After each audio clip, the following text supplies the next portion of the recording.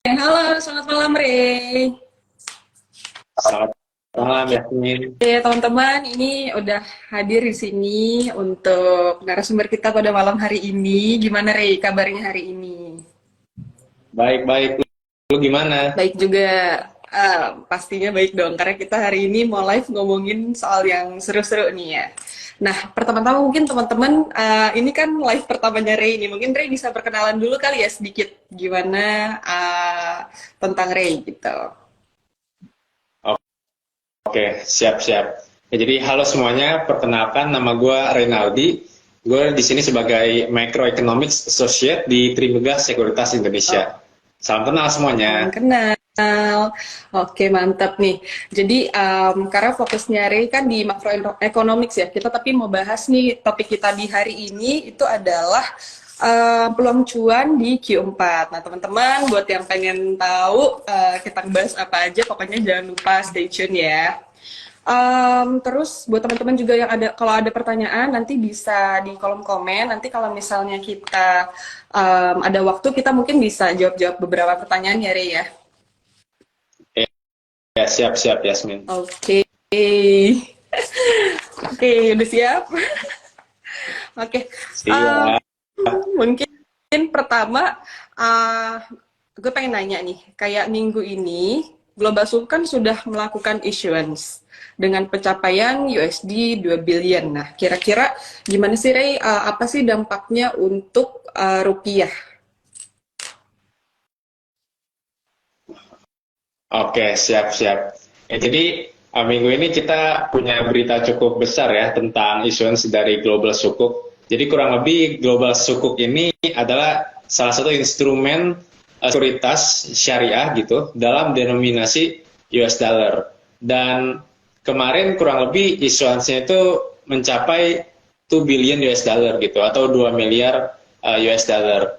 Nah, kemudian kenapa bisa ada yang namanya global sukuk ini? Kita mungkin bisa ikuti perjalanan selama beberapa tahun terakhir ini. Terutama 2 tahun terakhir ini, The Fed kan menaikkan suku bunganya cukup signifikan ya. Dan kemudian ini menyebabkan aset-aset di US, terutama US Treasury itu naik drastis juga. Nah, tentu investor-investor yang berada di emerging market seperti Indonesia itu akan melakukan namanya risk off, yaitu memindahkan investasi mereka dari emerging market seperti Indonesia ke safer asset, yaitu di US Treasury ini. Nah, itu kan membuat supply US dollar yang berasal dari para investor ini berkurang kan di Indonesia.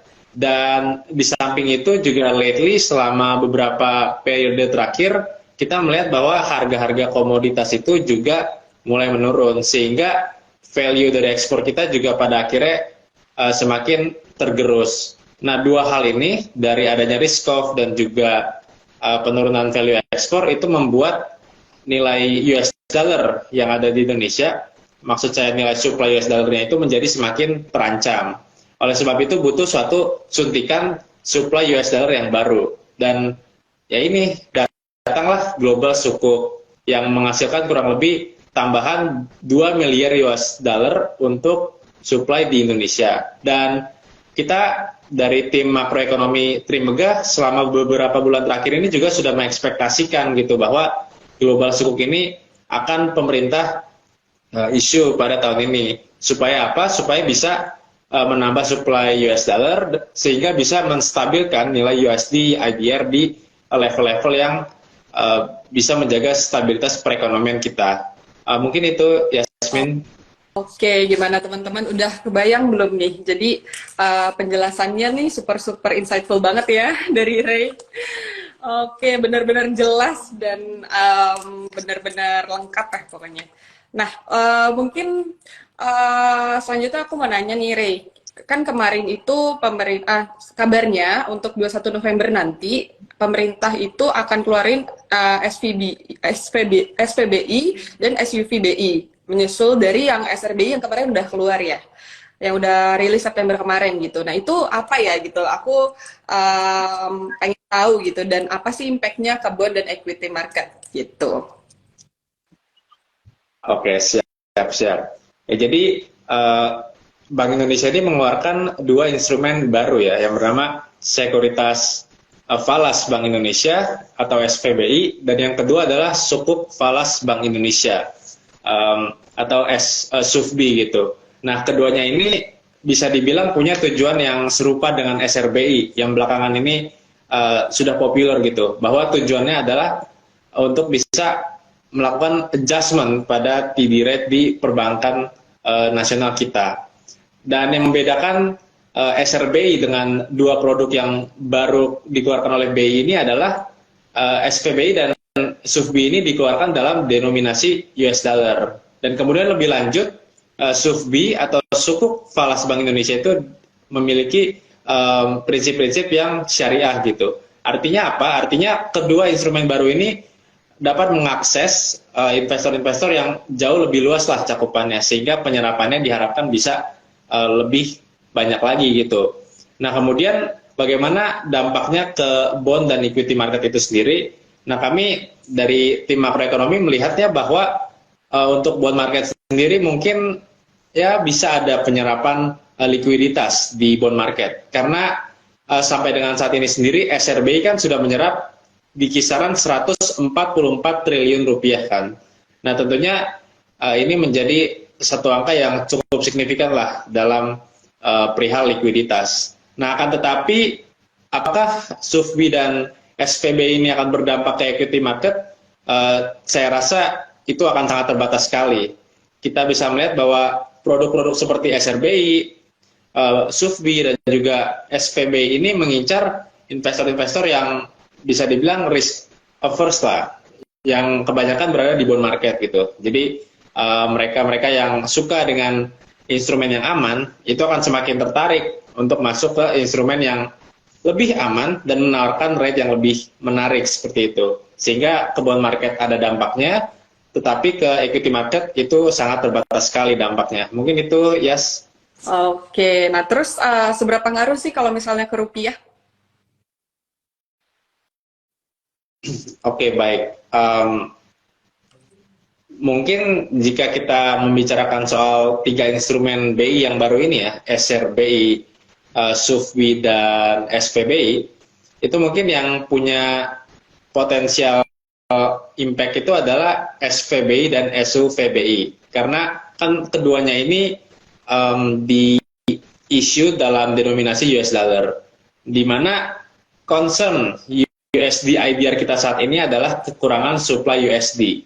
Jadi ketika pemerintah berhasil menarik USD ke dalam negeri lewat dua instrumen baru ini, tentu diharapkan ada dampak-dampak yang potensial lah terhadap stabilisasi rupiah kita. Nah, namun ada juga yang harus kita perhatikan gitu, bahwa SVBI dan SUVBI ini memiliki dua underlying aset yang serupa gitu. Kalau SVBI itu pakai global bond dan SUVBI ini menggunakan global sukuk.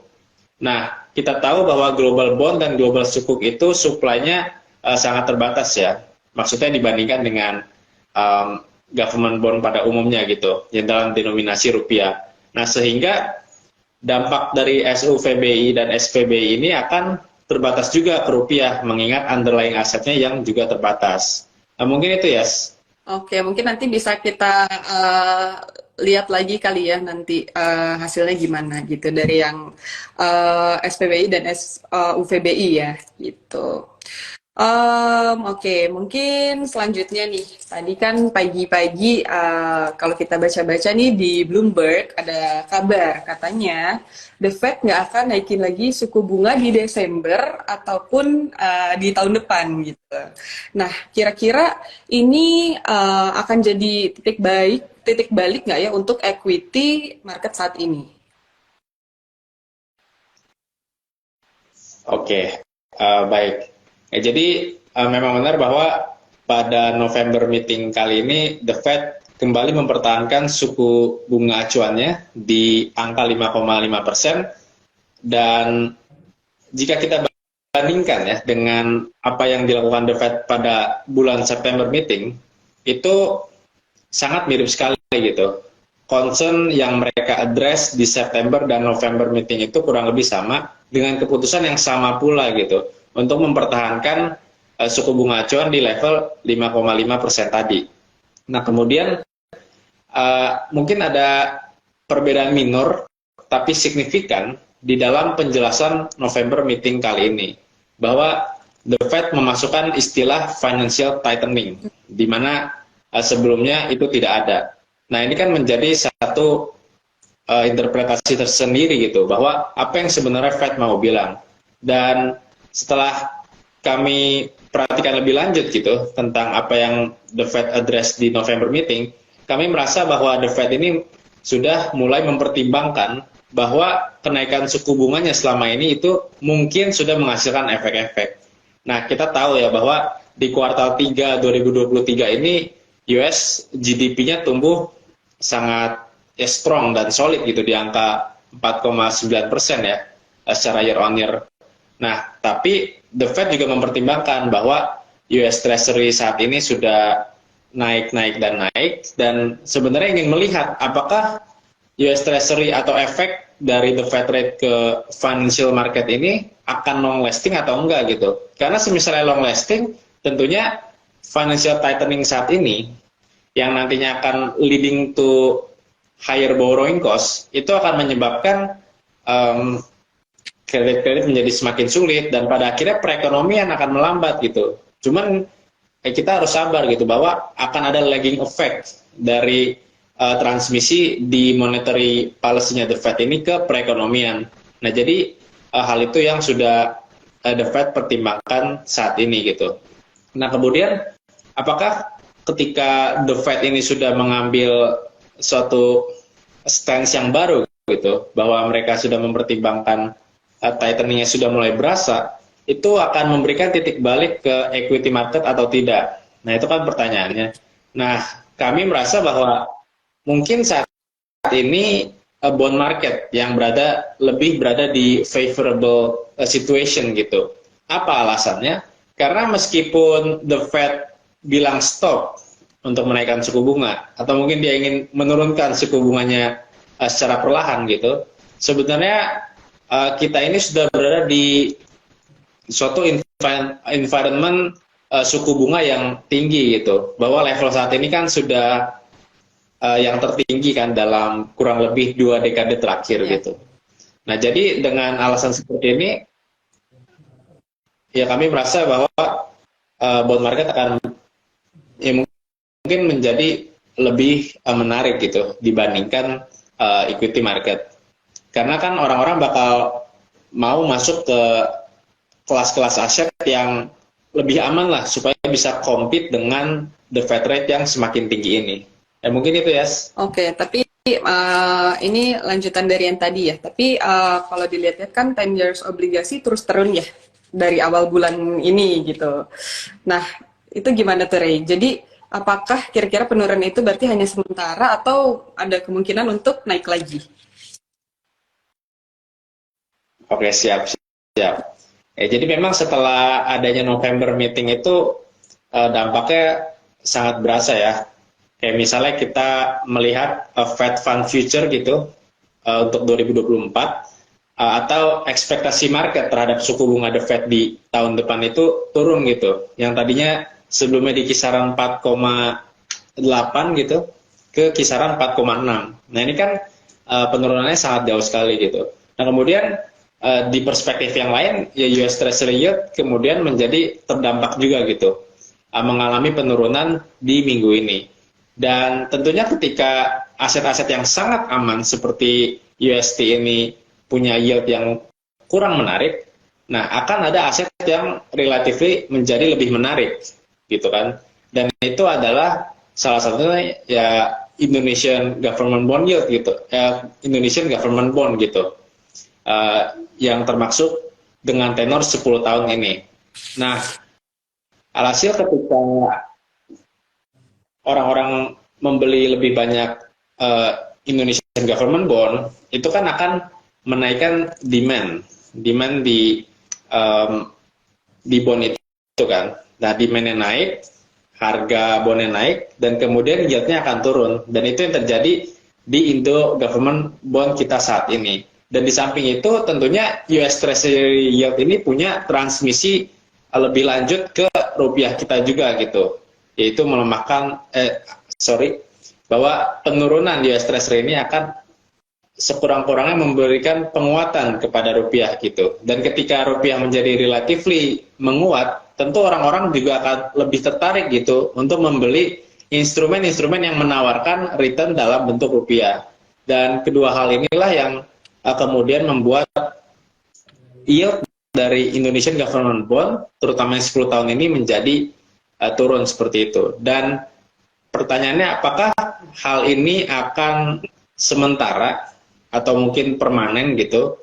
Nah, mungkin kami ingin memulainya dari premis seperti ini, bahwa Bank Indonesia di dalam Oktober meeting kemarin itu sudah kembali menggunakan istilah preemptive dan forward looking gitu, dimana terakhir Bank Indonesia memakai istilah ini di bulan April ya 2023. Nah, dengan adanya dua istilah baru yang di-address di meeting kemarin itu, artinya Bank Indonesia itu melihat ke depannya akan ada risiko-risiko seperti apa sih yang bisa membuat perekonomian kita tidak stabil. Dan ketika hal itu terjadi, Bank Indonesia mau mengambil stance yang lebih tegas. Nah, dengan premis seperti ini, kami mengekspektasikan bahwa risiko-risiko itu nyata gitu. Dan kami mengekspektasikan di tahun ini Bank Indonesia akan menaikkan kembali BI rate-nya atau BI suku bunga acuannya itu sebanyak 50 bips atau BPS. Dan ketika hal ini benar-benar terjadi, tentu ini akan memberikan dorongan ke atas gitu untuk yield dari Indonesian Government Bond yang tenornya 10 tahun. Mungkin itu ya. Benar nih, Ray ini insightful banget ya teman-teman. Benar-benar hebat. Banyak banget nih tadi kita sharing-sharing ya Ray ya. Iya. Tenang. Oke. Tenang, teman-teman, pokoknya kalau mau ada tanya-tanya bisa komen ya nanti. Mungkin kalau misalnya masih ada waktunya nanti kita bisa jawab-jawab gitu. Tapi ini kalau dilihat-lihat sih memang Ray ini spirit untuk malam hari ini lumayan ya. Banyak jawabannya tuh benar-benar mantap gitu. Oke. Kali ini kita mau ngomongin terkait BLT. Nah, ini kan BLT nih kita udah mau mulai cair ya, November sampai Desember ini gitu. Dan mungkin pertanyaannya, mungkin teman-teman juga banyak yang nanya, kenapa sih pemerintah itu harus ngadain BLT gitu? Dan kira-kira seberapa pengaruh BLT ke daya beli masyarakat?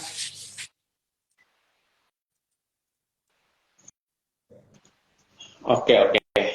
Mungkin BLT yang kita maksud di sini adalah BLT untuk penanganan El Nino kali ya. Jadi kan kita tahun ini merasakan badai El Nino itu, efek dari badai El Nino, di mana produksi pangan kita gitu, terutama beras itu bisa mengalami penurunan yang cukup signifikan. Bahkan kita perlu impor beras lebih banyak gitu di tahun ini. Dan pemerintah juga menyediakan kebijakan lain gitu untuk mengatasi dampak badai El Nino ini. Dan salah satunya memberikan BLT gitu, memberikan uang sekitar 200.000 per bulan atau total 400.000 itu ke 18 jutaan keluarga kurang mampu di Indonesia gitu. Dan apakah pemberian BLT ini akan berpengaruh ke daya beli masyarakat? Ya, kami merasa bahwa pasti ada efeknya. Karena kita tahu juga bahwa PDB atau produk domestik bruto di Indonesia itu didominasi oleh komponen konsumsi. Sehingga ketika kita bisa memberikan bantuan BLT gitu, lalu masyarakat melakukan konsumsi, tentu driver atau motor utama dari PDB ini akan menjadi lebih kencang gitu kan. Dan yang kedua, kita juga harus menyadari adanya efek multiplier gitu. Kayak saat kita memberikan, pemerintah memberikan BLT gitu, lalu misalnya keluarga kurang mampunya ini belanja di toko sekitarnya, itu perekonomian tidak berhenti di sana gitu. Bahwa ketika orang ini membayarkan uangnya gitu untuk membeli beras di toko sekitarnya gitu. Nah kemudian toko sekitarnya itu akan belanja lagi ke toko yang lain, dan kemudian toko yang lain akan belanja lagi di toko yang lain lagi gitu, dan begitu seterusnya. Dan adanya efek multiplier ini akan membuat dampak dari BLT itu akan menjadi semakin jauh dan semakin luas gitu. Dan juga yang terakhir kita harus pahami bahwa ini kan BLT menyasar ke keluarga-keluarga kurang mampu ya. Dan kelompok seperti ini itu punya kecenderungan untuk menggunakan uangnya itu di sektorial gitu. Bahwa dia akan langsung belanjain entah apa itu kan. Nah sehingga secara langsung bantuan ini akan menggerakkan perekonomian gitu. Dan kami merasa efeknya akan berasa atau signifikan gitu untuk kedepannya. Mungkin itu ya. Oke, berarti ya dampaknya sebenarnya bisa dibilang cukup besar juga ya. Iya. Oke, Em, gimana nih? Coba sambil aku lihat. Oke, oke. Mungkin selanjutnya Indonesia US dollar kan turun terus. Nah, sekarang bonds tuh udah di 6,7%, dan apakah flow asing sudah mulai masuk lagi? Nah, ini juga apakah ini waktunya yang tepat untuk balik lagi ke bonds gitu? Atau sebenarnya equity itu jadi yang menarik sekarang? Kalau dari Ray gimana kira-kira? Oke, baik. Ya, jadi mungkin ada dua hal di sini, yaitu tentang penguatan rupiah gitu terhadap US dollar, serta penurunan Indo Ya, government bond yield ya ke level 6,7%. betul. Nah, apakah flow asing sudah masuk lagi? Ya berdasarkan data yang kami himpun, memang flow asing sudah masuk lagi, ya terutama juga akibat faktor dari penurunan US Treasury yield minggu ini gitu, bahwa aset-aset di emerging market relatively menjadi lebih menarik, sehingga investor-investor mau masuk lagi gitu. Dan apakah sekarang waktu yang tepat untuk masuk kembali ke bond? Ya kami bisa bilang ya setidaknya bond market menjadi lebih menarik dari equity market, karena seperti yang sudah saya jelaskan tadi di awal gitu, bahwa orang-orang akan berlomba untuk masuk ke aset-aset yang lebih aman gitu, supaya bisa compete with higher US Treasury yield ini. Nah, walaupun sekarang terjadi penurunan, tetap saja kita berada di environment yang interest rate-nya itu tinggi gitu. Jadi seturun-turunnya itu tinggi gitu kan. Nah, ini yang membuat orang-orang akan masuk ke bond market ini. Dan untuk kedepannya seperti apa ya, dengan ekspektasi bahwa Bank Indonesia akan menaikkan suku bunganya sebanyak 50 bips lagi gitu, sesuai estimasi kami. Nah, ini akan kembali menaikkan, berpotensi menaikkan yield dari Indo government bond itu sendiri gitu. Karena kan ketika suku bunga acuan Bank Indonesia naik, itu yield dari Indonesia government bond itu punya kecenderungan untuk ikut naik juga. Nah, mungkin itu ya. Oke, teman-teman kira-kira udah banyak nih insight-nya nih ya tadi dari Ray terkait yang bonds gitu ya. Oke, mungkin kalau proyeksi dari tim kalian, tim riset nih gimana terkait rupiah? Dan kira-kira untuk faktornya apa aja sih yang bisa membuat rupiah melemah lagi gitu? Oke, baik. Ya jadi ya kita ya patut bersyukur ya bahwa global sukuk itu berhasil di issue sebanyak 2 miliar US dollar, sehingga dengan tambahan supply USD di Indonesia ini bisa menjadi buffer untuk USD IDR ke depannya gitu. Tapi patut di garis bawahi itu hanya untuk short term saja ya, untuk menambal ya kekurangan supply USD yang ada saat ini. Sehingga ekspektasi kami tetap di angka 15.500 untuk akhir tahun ini.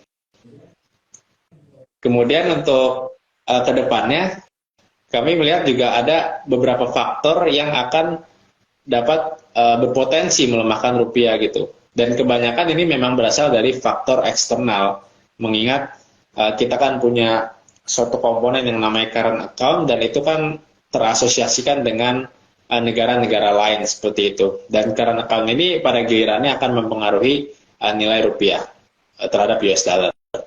Nah, jadi faktor pertama itu adalah perkembangan perekonomian di China. Jadi tahun ini kita tahu bahwa Presiden China itu menaikkan batas defisit anggaran itu dari 3% ke angka 3,8%. Terus pemerintah China juga melakukan issuance sovereign bonds itu sebanyak 137 miliar US dollar. Dan juga di samping itu, pemerintah China mengizinkan pemerintah daerahnya itu untuk melakukan issuance untuk mengisi target di tahun depan gitu. Jadi target tahun depan sudah bisa diisi mulai dari sekarang. Oke. Nah, dengan injeksi dana yang lebih banyak ini, sebenarnya ini yang remain to be seen gitu. Apakah kedepannya perekonomian di China ini bisa tumbuh atau tidak? Nah, jika kita teliti dari beberapa tahun terakhir ini, kebanyakan dari pendanaan itu kan untuk infrastruktur ya. Dan kita tahu bahwa di China itu sendiri infrastruktur itu memberikan kontribusi yang kurang produktif lah dibandingkan sisi konsumsinya. Dan seandainya yang terjadi nantinya itu tetap demikian gitu, bahwa pendanaannya untuk infrastruktur dan tidak stimulus consumption, yaitu akan tidak ada pertumbuhan ekonomi yang menguntungkan gitu. Kan tidak ada konsumsi, memang masih ada pertumbuhan, tapi itu tidak menguntungkan untuk negara-negara partner seperti Indonesia gitu. Kalau misalnya pertumbuhan ekonomi tumbuh dengan konsumsi yang menguat, itu Indonesia sebagai partner dagangnya akan lebih diuntungkan gitu. Kita bisa menjual komoditas lebih banyak, sehingga current account kita itu bisa surplus lebih besar juga gitu. Nah, itu yang kita pengen. Tapi semisalnya yang terjadi perekonomiannya tumbuh tanpa stimulus consumption gitu, maka defisit yang ada di China itu bisa merugikan negara-negara partner dagang seperti Indonesia. Indonesia akan dipaksa memiliki rupiah yang lebih lemah seperti itu. Supaya apa? Supaya nantinya ke depannya Indonesia bisa jual komoditas lebih banyak ke China gitu. Jadi perbedaannya ada di sini sih. Kalau misalnya dia stimulus consumption, kita Indonesia bisa jualan langsung menjadi lebih enak gitu. Sedangkan kalau misalnya tanpa stimulus consumption, kita tetap bisa jualan lebih banyak ke China, tapi harus menderita depresiasi USD IDR terlebih dahulu. Nah, itu kan kita nggak mau. Nah, itu faktor yang pertama. Faktor yang kedua itu mungkin di India ya. Jadi kan tahun depan sendiri ada wacana Perdana Menteri Modi itu ingin maju lagi. Dan supaya dia bisa memastikan dirinya bisa maju, dia pengen pastiin inflasinya terjaga. Dan untuk memastikan inflasinya terjaga, dia melakukan langkah-langkah yang cukup ekstrim. Di antaranya adalah melakukan restriksi ekspor untuk komoditas beras dan gula. Nah, Indonesia sendiri sebenarnya mengambil impor berasnya itu paling banyak dari India. Kisarannya ada di angka 40% mungkin ya. Itu tahun lalu. Nah, tahun ini itu angkanya langsung ke 0,39%. Nah, tentu dengan ada restriksi ekspor dari India dalam hal beras dan juga gula, itu akan menciptakan semacam supply shortage lah di pasar komoditas pangan global gitu. Apalagi India kan adalah salah satu eksportir utama untuk gula dan beras. Nah, artinya apa? Artinya supply shortage dalam hal pangan ini akan menciptakan inflasi yang lebih tinggi di Indonesia. Bahkan untuk sekarang ini di Oktober 2023, inflasi pangan di Indonesia itu ada di kisaran 5,41% gitu year on year. Naik dibandingkan bulan sebelumnya itu 4,17% secara year on year. Nah, inflasi pangan inilah yang kemudian menjadi kontributor utama ke naiknya headline inflation kita dari 2,28% ke angka 2,56%. Nah, dengan potensi naiknya inflasi lewat langkah restriksi ekspor India ini, ada kemungkinan USD IDR kita akan semakin terancam gitu. Karena apa? Karena erat kaitannya antara inflasi ini dengan USD IDR itu sendiri. Itu faktor yang kedua. Lalu faktor yang ketiga mungkin kita bisa melihat ke perang yang terjadi saat ini antara Israel dan Hamas gitu. Nah, memang skalanya itu tidak sesignifikan perang-perang besar lainnya gitu, semisalnya perang Irak atau mungkin Afghanistan. Tapi perang ini bisa menjadi proksi untuk suatu perang yang lebih besar di kemudian hari gitu.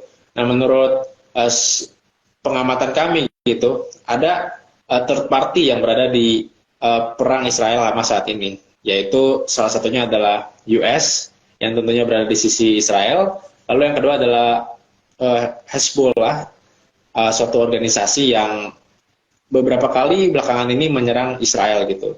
Nah, disebutkan bahwa Hezbollah ini memiliki sekitar 250.000 misil gitu, yang katanya kapan saja bisa diluncurkan ke medan perang.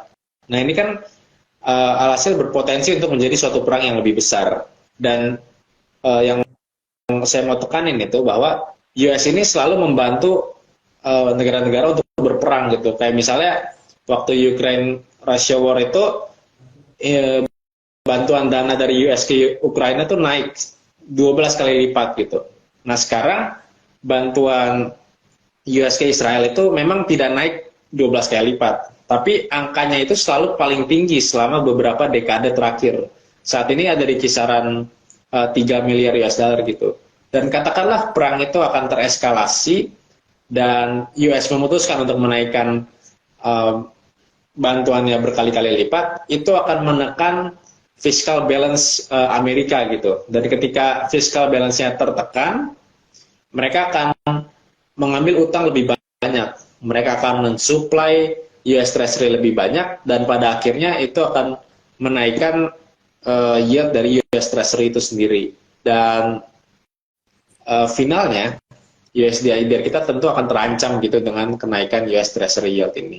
Nah, jadi 3 hal ini ya, Yas, yang berpotensi melemahkan rupiah. Oke, ini teman-teman yang dengerin pasti wah informatif banget sih, dan sayang banget nih buat yang nggak join hari ini karena benar-benar banyak banget nih informasi-informasi dari Ray ya.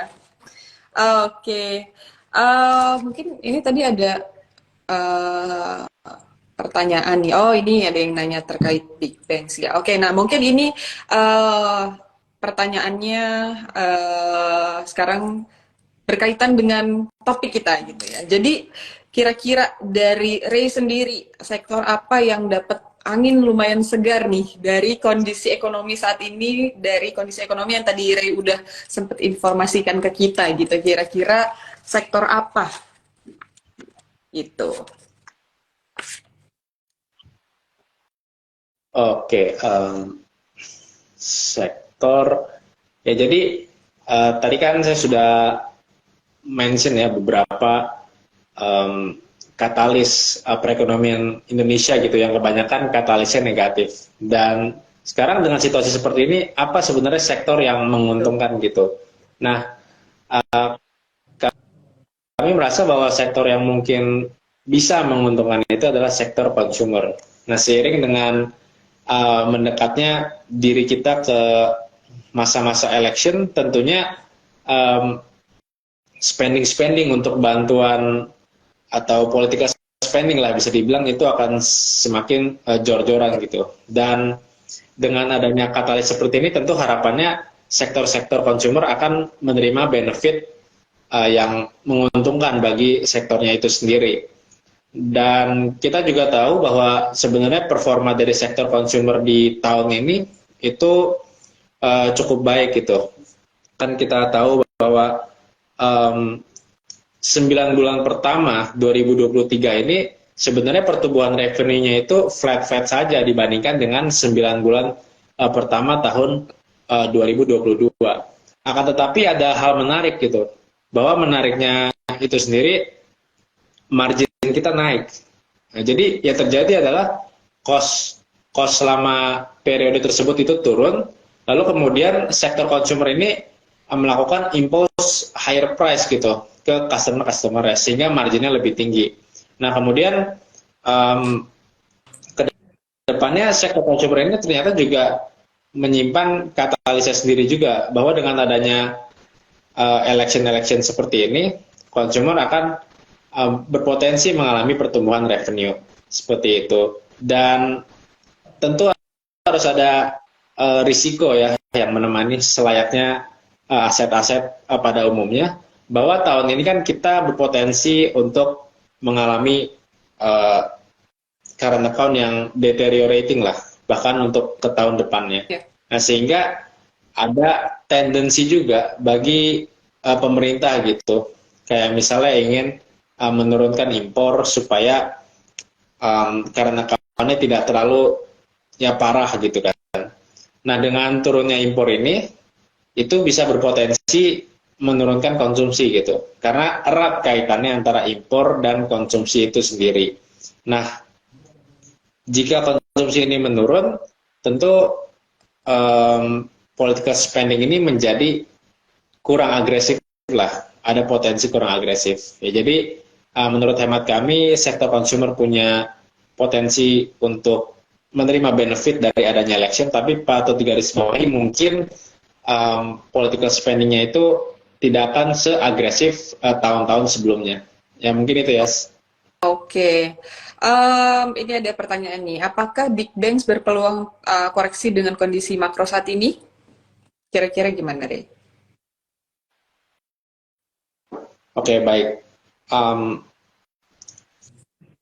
Mungkin untuk sektor Big Banks, kami merasa bahwa Big Banks itu masih menjadi satu pilihan yang menarik bagi banyak orang.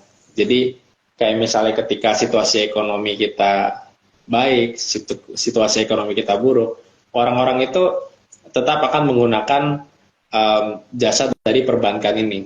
Jadi mau situasinya apapun, perbankan adalah tujuannya gitu.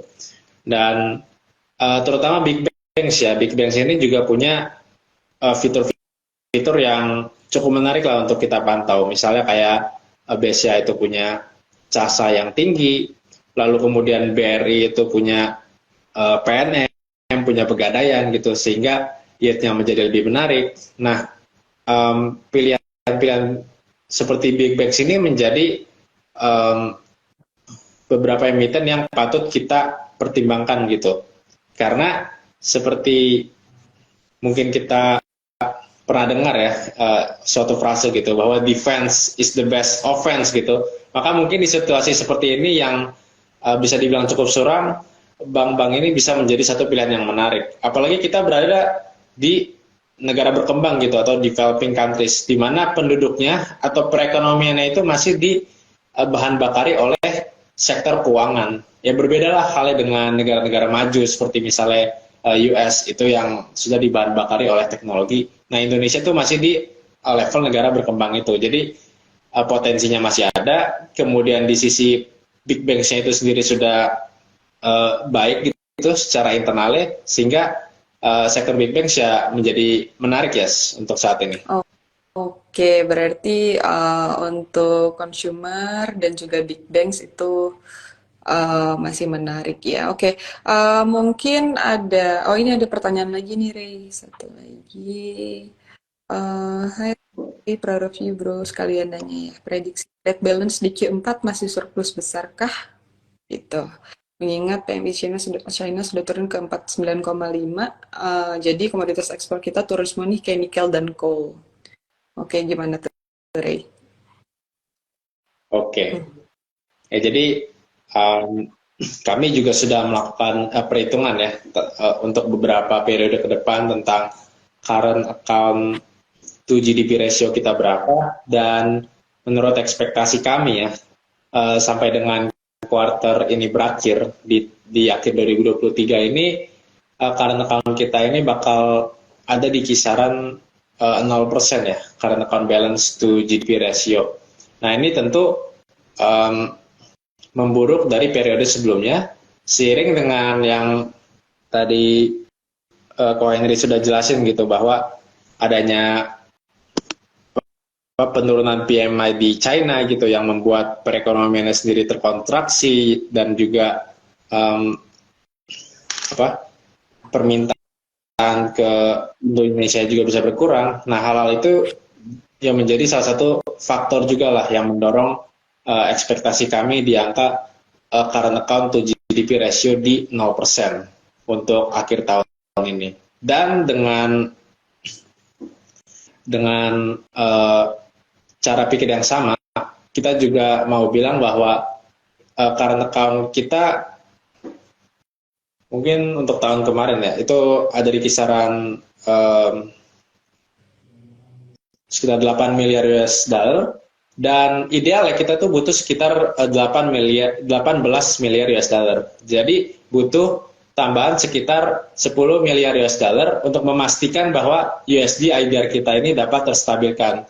Nah, jadi dengan adanya forecast kita yang deteriorating current account to GDP ratio, terus ditambah dengan estimasi kami tentang kebutuhan current account surplus itu sendiri, itu membuat Indonesia berada di situasi yang semakin tidak menguntungkan, atau mungkin kita bisa bilang semakin menantang gitu, Yes. Oke, mungkin ini ada satu pertanyaan lagi nih, Ray. Lebih tinggi return obligasi negara atau sukuk global?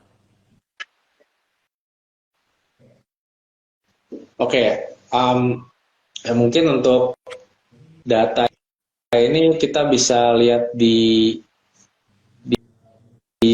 berbagai sumber berita gitu ya, bahwa untuk global sukuk itu ada di kisaran 5,4 sampai 5,6% ya untuk yang global sukuk minggu ini. 5,4 tuh ya persen itu untuk yang 5 tahun, kemudian 5,6% itu untuk yang 10 tahun gitu. Terus kemudian kita bandingkan dengan misalnya Indonesia Government Bond Yield, itu ada dari kisaran 6% ke atas kan. Nah, jadi mungkin ini sudah kelihatan ada jarak gitu antara Indonesia Government Bond dan juga global sukuk gitu, Yes. Oke, sudah terjawab ya untuk pertanyaannya. Mungkin yang terakhir nih aku mau nanya closing statement dulu deh, ini sebelum kita tutup, mau nanya closing statementnya Ray gitu. Gimana Ray untuk closing statement? Oke, siap. Saya kan Macroeconomics Associate ya, jadi mungkin closing statementnya bakal lebih banyak soal perekonomiannya. Okay. Nah, jadi bisa saya bilang kita tuh berada di situasi perekonomian yang cukup berat gitu. Dan jika kita refer ke salah satu report yang tim makroekonomi Trimegah buat gitu, ada salah satu report yang berjudul Sailing in the Rough Seas gitu. Ya, jadi kita sedang berlayar di lautan yang punya arus ganas gitu. Dan mungkin ini menjadi gambaran yang paling tepat tentang the fate of our economy. Bahwa kita berada di lautan yang arusnya ganas, banyak faktor-faktor yang menjadi arusnya itu, kayak misalnya apa yang terjadi di China, di India, atau mungkin di US, atau mungkin di Israel dan Hamas perangnya gitu. Nah itu semua menjadi arus-arus deras yang harus kita berlayar di sana gitu. Dan kemudian untungnya cara kita berlayar ini sudah cukup canggih lah, kayak misalnya Bank Indonesia sudah berani menaikkan suku bunganya kembali gitu kan ke angka 6% bulan lalu, dan juga global sukuk itu di isu minggu ini, ya bisa saya bilang lautannya ini punya arus yang ganas, tapi Indonesia mungkin punya strategi-strategi yang baik lah untuk bisa mengatasinya. Intinya kita harus tetap punya strategi-strategi yang inovatif lah untuk bisa survive di dalam perekonomian ke depannya. Mungkin itu ya terakhir dari saya. Oke, mantap banget, Re. Terima kasih banyak. Ini benar-benar insightful banget, teman-teman yang join hari ini. Pasti benar-benar inilah apa namanya otaknya gitu ya, karena bener-bener Ray ngasih banyak banget informasi-informasi ke kita di malam hari ini. Oke teman-teman, jangan lupa ya untuk selalu cek Trim Ideas karena kita bakalan update-update di situ, dan jangan lupa juga untuk Market Talk Iga Live ini kita dari Senin sampai Kamis jam 8 malam gitu. Nanti kalau teman-teman pengen ngelihat Tri lagi di suatu kesempatan, pokoknya jangan lupa pantengin terus karena nantinya juga pasti akan join lagi untuk bahas sama kita gitu. Thank you so much ya Ray atas waktunya. Teman-teman, good night. Ya, thank you. Thank you penonton. Makasih banyak Ray udah meluangkan waktu hari ini. Siap, thank you. Oke, kalau gitu good night dan teman-teman happy cuan semuanya. Bye bye.